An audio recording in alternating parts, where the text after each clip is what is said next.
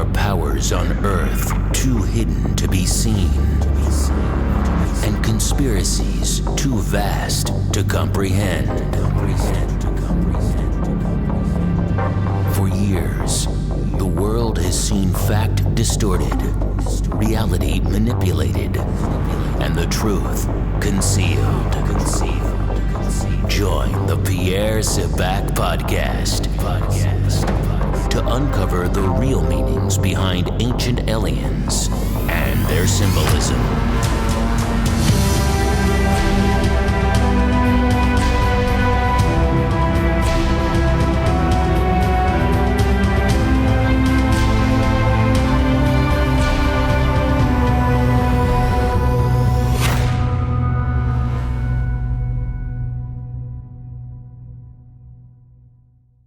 Hi, this is Pierre Sebak, unlocking the keys to the mysteries. Now today I'm going to look at two separate ideas. I'm going to look at the idea that the Elohim are a somneumatic species. Somneumatic is combining the Greek word soma, body, and pneuma, the spirit. Okay, so they're a somneumatic species, and we're also going to look at the soul pattern as well. So first of all, I want to just look at the etymology of somneumatic. It's an adjective which I use within a holographic culture to describe a holographic culture, essentially. Now the Greek word soma, body, and it's combined with pneuma, which is the spirit. So soma pneumatic is body and spirit. So essentially when we're describing a holographic species or a holographic culture, we are referring to a somneumatic species. Now this is important because the Elohim are also considered to be a somneumatic species. They combine both a physical aspect and they combine a spiritual aspect. Now, the term somneumatic is used meaning to be composed of a body or a spirit.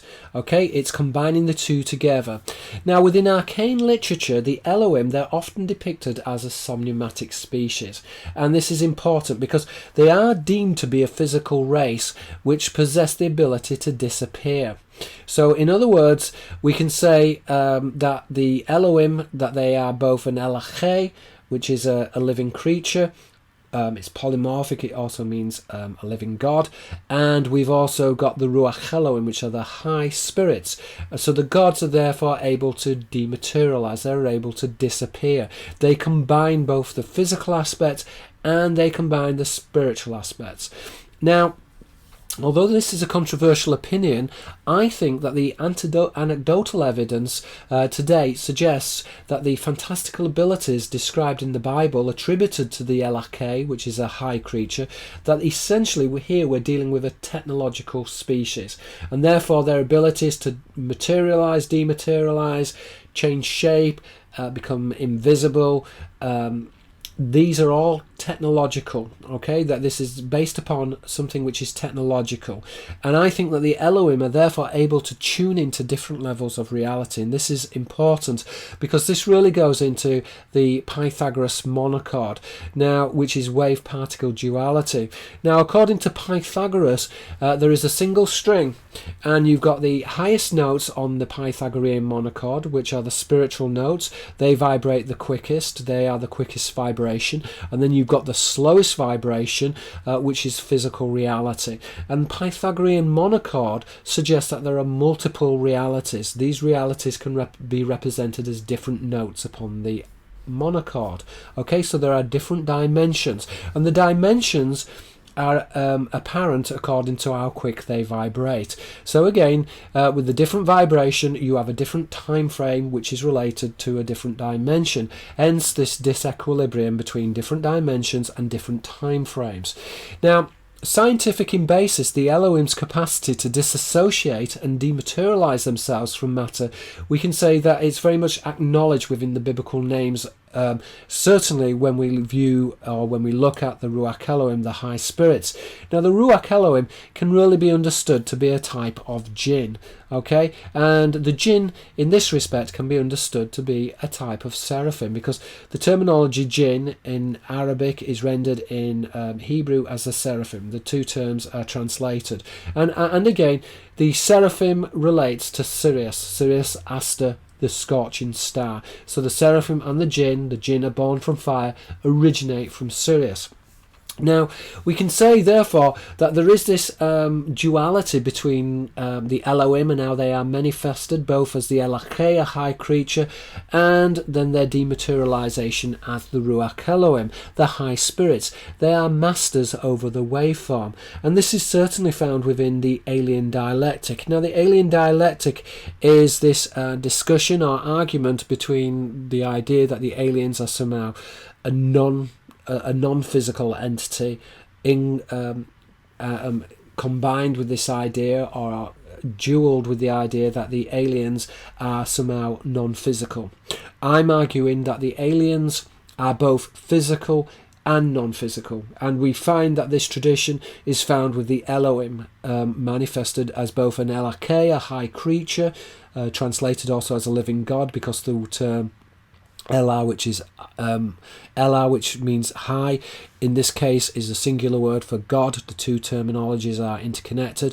And then the Aramaic word K, which is a creature, Ka, which is an animal, K, which in this respect is a living God or a high creature. And essentially the high creature is dematerialized as a Ru'akh Elohim, the high spirits. Now, this is a complicated argument. The Elohim is both a high creature and is also a Ru'akh Elohim, the high spirits. They are the masters of the waveform. They are a holographic culture. Now, the discourse relating to the corporeality of the Elohims and their disembodied form, that is essentially the Elohim dialectic. And the Elohim dialectic is found in the biblical discourse between the Elohim and the Elakeh, high creature, and the Ru'akh Elohim, the high spirits. Now, it's paradoxical because the relationship between the living body and the spirits is found within the esoteric tradition, and this tradition is ascribed to the Illuminati, otherwise the offspring of the angels. Now, the terminology Illuminati is really coming from the Arabic word Akzari, the brothers of light, which is a wordplay on the Aramaic Akzari, which are the brothers of aliens. The word Zar, which is the stem, for an angel, is polymorphic. It also means an alien or a visitor, a stranger. Okay, so the terminology is interconnected. The brothers of aliens are the brothers of light. They are interrelated. Now, the Akzari are interconnected with the etymology of Sira, which is a boat, hence the relationship with the Ben Sira, the sons of the boat. The word Sira, which is the Hebrew word for boat, is a diptych paranomasia on the Arabic word Sira, which is Sirius. So the sons of a boat can be described as the Akzari, the shining ones, the sons of light, who are known as, in the esoteric tradition, as the Illuminati. Now, the Elohim and the holographic culture, they are a somnumatic race. They have deconstructed the waveform. They are the masters of the waveform, and therefore they are attributed or can be identified with a holographic culture. And that essentially is what the terminology somnumatic means. And I use the term to describe this juxtaposition between the Elohim, the Elakeh as a high creature, and then their contrast with the Ru'akh Elohim, the high spirits.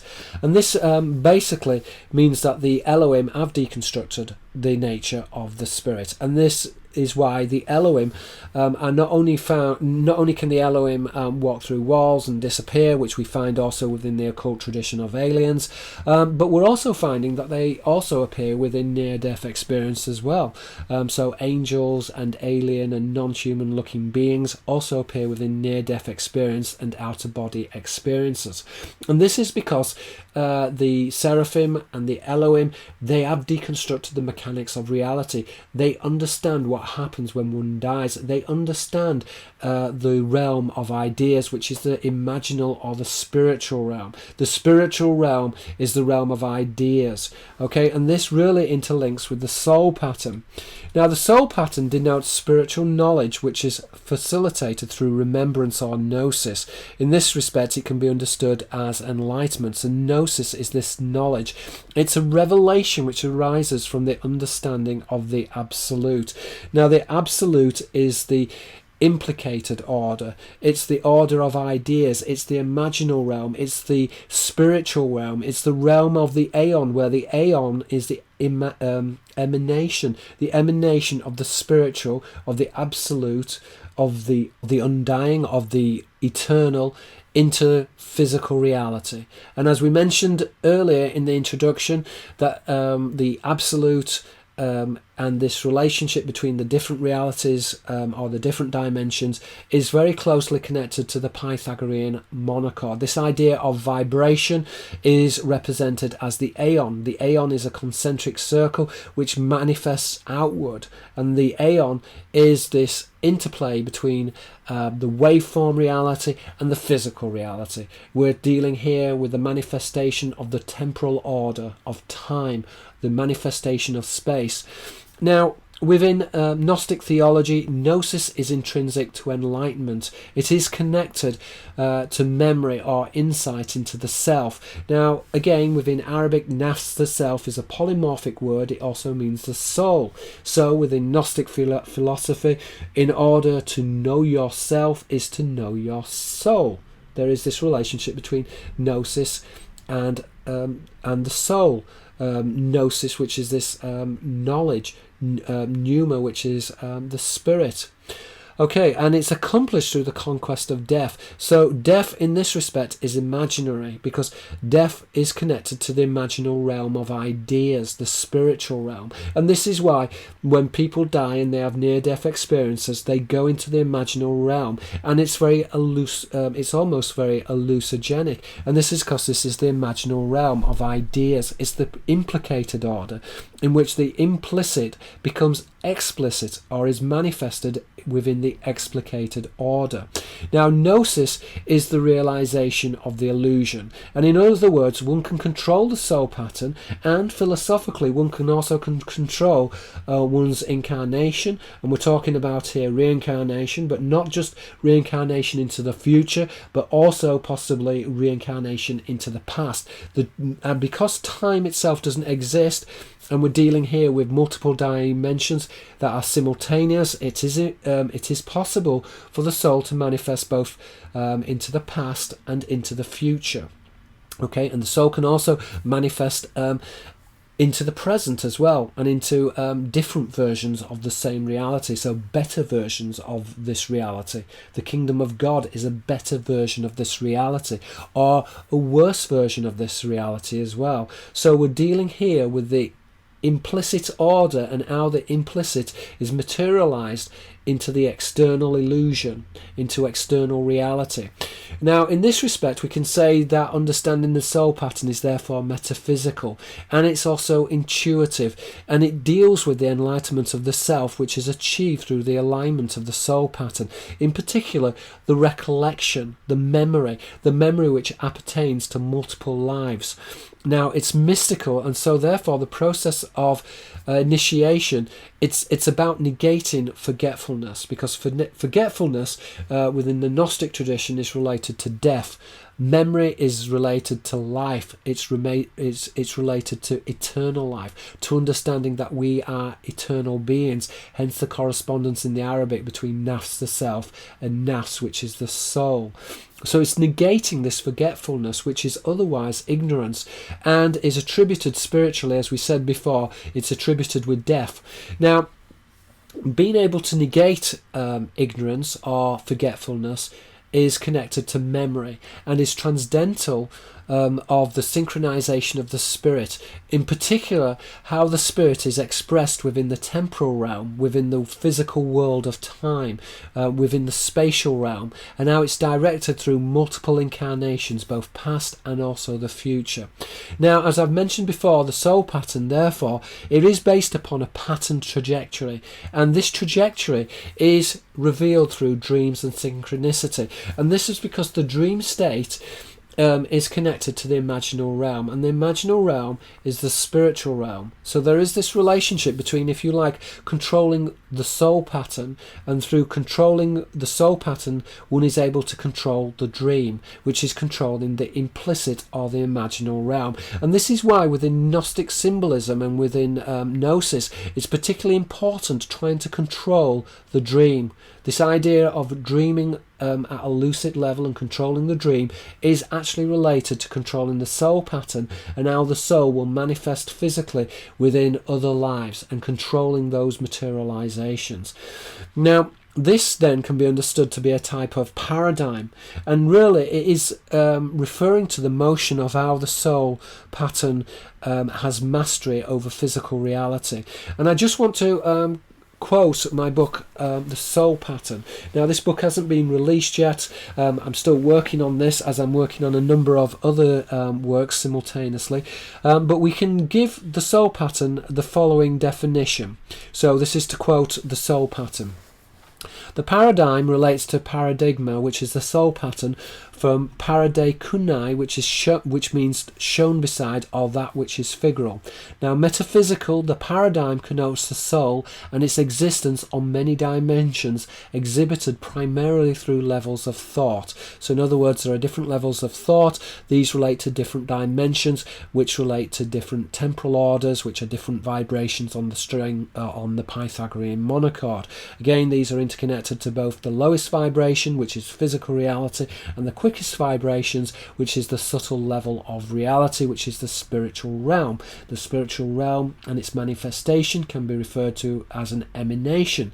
The emanation is the outward movement of space and of time, and the relationship between vibration and its materialization as particle reality, the correlation between the implicit order and the explicit order. Okay, so going back to the quote, metaphysical, the paradigm connotes the soul and its existence on many dimensions, exhibited primarily through levels of thought. In a more lateral and truthful sense, the signs, systems, or designs of God, a blueprint or force inherent in the anatomy of reality.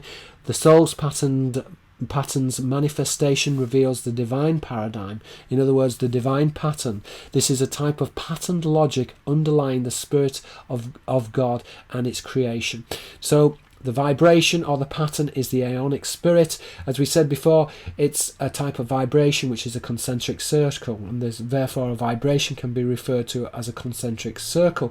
But the concentric circle also plays into the hologram, because a hologram is also a concentric circle. When you break down the hologram, it appears as a concentric circle. It's a hologram, it's a fractal, and this is a patterned logic which relates to reality. In particular, it's a numbered logic, and this goes into Pythagorean physics, into reality, and how reality can be manifested as a number. Okay, that's basically a breakdown of the soul pattern, and how the soul pattern relates to somnaumatic species such as the Elohim. We could also argue that human beings are a somnaumatic species. We have a soul, we have a spirit. That's the soul is the individual, nas, which is the self, but the spirit is the vibration, and that spirit is then manifested in a physical form, which is physical reality. So we also are somnaumatic species. We are both physical, but we are also spiritual. Okay, that's basically a breakdown of the adjective somnaumatic and the soul pattern. I hope you've enjoyed it. Please pass my videos around, and also please give this video a thumbs up. Thank you very much. Let's try and make this a better world. This is Pierre Sabak. Thank you very much.